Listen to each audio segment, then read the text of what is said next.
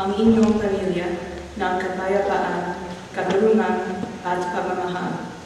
Manalangin tayo sa Panginoon. Panalangin natin sa Diyos ng ating mga kababayan na nasalanta ng Bagyong Ondoy, ang mga nawalan ng tirahan at ang mga nawalan ng mahal sa buhay. Dalangin namin o Diyos na iparamdam sa kanila isang mapanahon ito ang iyong tatanging pagkampal, mong pagkalimpan, pag-isama natin sa Diyos. Hirang sa Diyos ang aking buhay.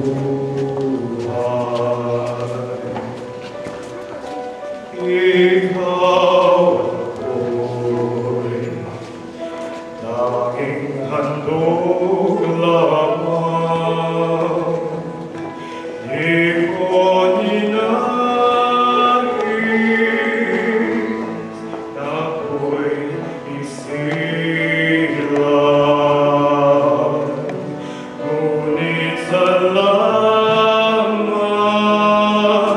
dahil may buhay. Bigay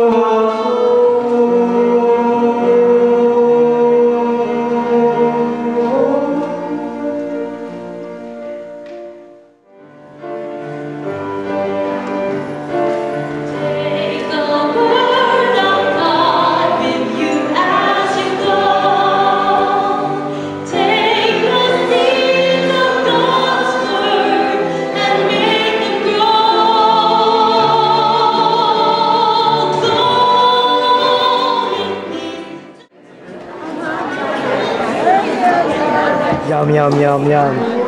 You know, say, I love my pancit. Say it. On camera. Say, I love my pancit.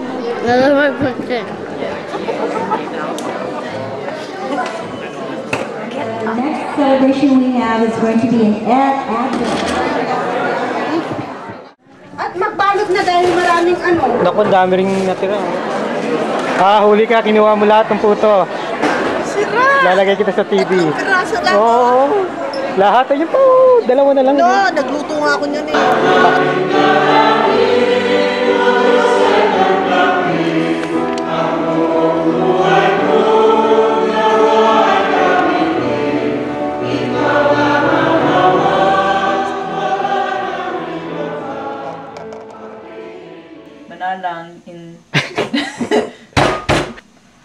Manalangin. There, you said it perfect. Well, if it didn't have 5 freaking syllables. Manalangin tayo sa Panginoon. Close. I don't know what the symbol is Not for. tayo. It's tayo. Ng kapaya. I hate that one. Okay. At papaya. I know. Papaya is so much easier to say. Yeah, bless them with papaya.